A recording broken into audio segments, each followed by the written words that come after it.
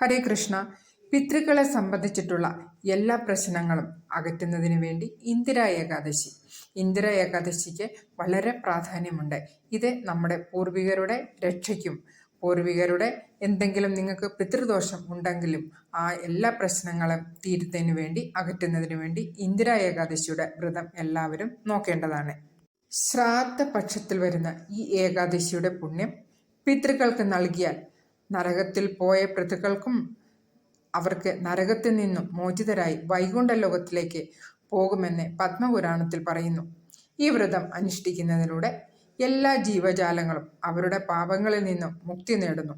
ഈ ഏകാദശി, ഇന്ദിരാ ഏകാദശിയുടെ വ്രതം അനുഷ്ഠിക്കുന്നതിലൂടെ ആ വ്യക്തിക്കും യമലോകത്തിൻ്റെ പീഡനം നേരിടേണ്ടി വരില്ല എന്നാണ് പറയുന്നത്. ഭക്തിപൂർവം ഈ വ്രതം അനുഷ്ഠിക്കുന്ന വ്യക്തിയുടെ 7 തലമുറകൾ വരെയുള്ള പൂർവികരുടെ മോക്ഷപ്രാപ്തിയും പിന്നെ വ്രതമെടുക്കുന്ന വ്യക്തിക്കും മോക്ഷം പ്രാപിക്കും എന്നാണ് പത്മപുരാണത്തിൽ പറയുന്നത്. ഈ വർഷത്തെ ഇന്ദിരാ ഏകാദശി അല്ലെങ്കിൽ പിതൃപക്ഷ ഏകാദശി വരുന്നത് ശനിയാഴ്ച സെപ്റ്റംബർ 28-ാം തീയതിയാണ് വരുന്നത്. അപ്പോൾ ഏകാദശി തിഥി ആരംഭിക്കുന്നത് സെപ്റ്റംബർ 27-ാം തീയതി 1:20 മുതൽ ഏകാദശി അവസാനിക്കുന്നത് സെപ്റ്റംബർ 28 2:49 വരെയാണ് ഉച്ചയ്ക്ക്. ഓക്കെ. ഹരിവാസര സമയം എന്ന് പറയുന്നത് സെപ്റ്റംബർ 28 വൈകിട്ട് 9:19 തീരുകയും ചെയ്യുന്നു. അതുപോലെ തന്നെ പാരണ സമയം സെപ്റ്റംബർ 29-ാം തീയതി രാവിലെ 6:21 മുതൽ 8:43 വരെയാണ് പാരണ സമയം. ദ്വാരക സമയം അവസാനിക്കുന്നത് സെപ്റ്റംബർ 29 4:47 PM വൈകിട്ടാണ് ഇതിൻ്റെ ദ്വാദശി സമയം അവസാനിക്കുന്നത്.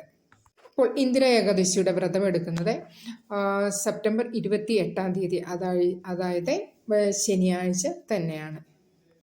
രാവിലെ തന്നെ എണീറ്റ് എല്ലാവരും ബ്രഹ്മമുഹൂർത്തത്തിൽ എണീക്കാൻ പറ്റുന്നവർ എണീറ്റ് നിങ്ങളുടെ സ്നാനാദികൾ എല്ലാം കഴിഞ്ഞതിന് ശേഷം നിങ്ങൾ പൂജാ റൂം ക്ലീൻ ചെയ്തതിന് ശേഷം ശാലഗ്രാമത്തെയാണ് ആക്ച്വലി അന്ന് പൂജിക്കുന്നത്. അല്ലെങ്കിൽ ലഡ്ഡുഗോപാൽ ഉള്ളെങ്കിൽ ലഡ്ഡുഗോപാലിനെ രാവിലെ നിങ്ങൾക്ക് പഞ്ചാമൃതം കൊണ്ട് അഭിഷേകം ചെയ്യാം. അതിനുശേഷം ഗംഗാജലം കൊണ്ട് സ്നാനം ചെയ്യിപ്പിച്ചതിന് ശേഷം പൂജ ചെയ്യുക. അറിയാവുന്ന വിധത്തിൽ പൂജ ചെയ്യുക. പൂജയിൽ ചന്ദനം, അക്ഷതം, പൂക്കൾ, തുളസിയില, നിവേദ്യം എന്നിവ നിങ്ങൾക്ക് സമർപ്പിക്കാവുന്നതാണ്. ഓക്കെ. അപ്പം ഇതിന് ശേഷം നെയ്യ് ദീപം കൊണ്ട് നിങ്ങൾക്ക് ആരതി ചെയ്യാവുന്നതാണ്. നിങ്ങൾക്ക് അറിയാവുന്ന മന്ത്രങ്ങളും ഹരേ കൃഷ്ണ മഹാമന്ത്രം, പിന്നെ നാരായണീയം, വിഷ്ണു സഹസ്രനാമം, ഭാഗവതം എന്നിവ പാരായണം ചെയ്യുന്നതും വളരെ നല്ലതായിരിക്കും. അന്നത്തെ ദിവസം നിങ്ങളുടെ ശരീരത്തിൻ്റെ ആരോഗ്യസ്ഥിതി അനുസരിച്ച് എല്ലാവരും വ്രതമെടുക്കുക. പിന്നെ വൈകിട്ട് വീണ്ടും ഭഗവാനെ പൂജ ചെയ്തതിന് ശേഷം ആരതി ഒഴിയുന്നത് നല്ലതാണ്. അന്നത്തെ ദിവസം നെയ്വിളക്ക് തുളസിക്ക് സമർപ്പിക്കുന്നതും ഭഗവാന് സമർപ്പിക്കുന്നതും ഏറ്റവും ഉത്തമമായ ഒരു കാര്യം തന്നെയാണ്.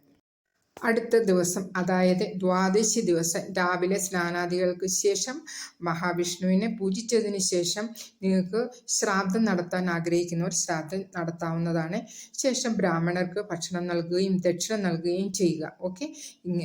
ഇങ്ങനെ ചെയ്യുന്നതിലൂടെ നിങ്ങൾക്കും നിങ്ങളുടെ പിതൃക്കൾക്കും എല്ലാ മോക്ഷവും കിട്ടുന്നതായിരിക്കും. അപ്പോൾ ഈ ഒരു വ്രതം അനുഷ്ഠിക്കുന്നതിലൂടെ ഈ ഇഹലോകത്തിൽ ആഗ്രഹിച്ച സുഖങ്ങൾ അനുഭവിച്ച ശേഷം തന്നെ പൂർവികരെ രക്ഷിച്ചതിന് ശേഷം ഒടുവിൽ വിഷ്ണുവിൻ്റെ വാസസ്ഥലത്തേക്ക് പോകുമെന്നാണ് വിശ്വാസം. അപ്പോൾ എല്ലാവരും എല്ലാ നിഷ്ഠയോടും കൂടി ഈ വ്രതം, ഏകാദശി വ്രതം, ഇന്ദിരാ ഏകാദശി വ്രതം നിങ്ങളെല്ലാവരും എടുക്കുക.